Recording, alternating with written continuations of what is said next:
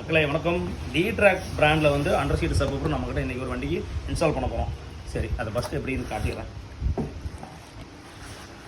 Okay, சூப்பராக தான் இருக்குது, ஆனால் நல்ல வெயிட்டாகவே இருக்குது. ஓகேங்களா?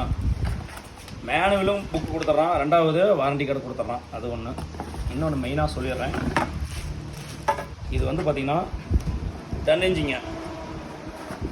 இது வந்து 10 இன்ச்சு ஆம்பிள் பார். ஓகேங்களா? சப்வூஃபர் சூப்பராக இருக்கும். அது ஒன்று. ரெண்டாவது 1000 வாட்ஸ் கொடுத்துருக்குறாங்க. எப்படின்னு செக் பண்ணிடலாம். இது அப்படியே ஓரம் கட்டிடலாம். இதுக்கு வந்து மெயினாக ஒன்று சூப்பராக கொடுத்துருக்காங்க. அது என்ன காட்டிடுறேன். இங்கே பாருங்கள், இந்த சப்வூஃபர் நாப்பு தான் விஷயமே. இங்கே பாருங்கள், சின்னதாக யூனிக்காக நல்லா இருக்குது. இது வந்து நம்ம என்ன பண்ணலாம், இந்த கியர் நாப்புக்குது பார்த்தீங்களா, அந்த இடத்துல உள்ளுக்குள்ளே இதை வச்சுக்கலாம். நமக்கு தேவையான மாதிரி எப்படி நம்ம அட்ஜஸ்ட் பண்ணிக்கலாம். அது ஒன்று கொடுத்துறோம். சப்வூஃபர் நம்ம லாஸ்ட் டிக்கியில் போட்டாலும் சரி, ஸ்கோர் டிரைவர் சீட்டுக்கு அடியில் போட்டாலும் சரி, இது நம்ம கைக்கிட்ட வந்துடும்.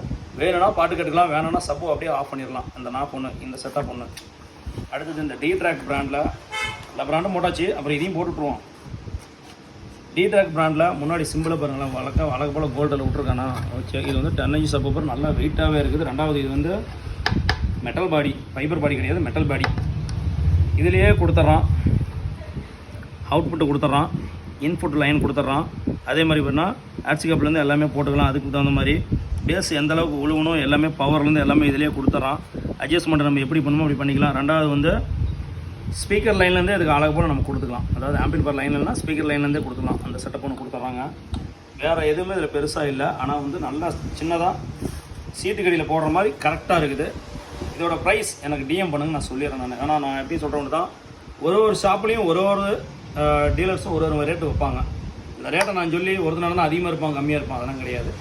எனக்கு நீங்கள் வாட்ஸ்அப் பண்ணுங்கள், நான் டிஎம் பண்ணுங்கள், டேரெக்ட் மெசேஜ் பண்ணுங்கள். நான் உங்களுக்கு என்ன பண்ணுறேன், இதோட ப்ரைஸ் எவ்வளோன்னு சொல்லிடுறேன்.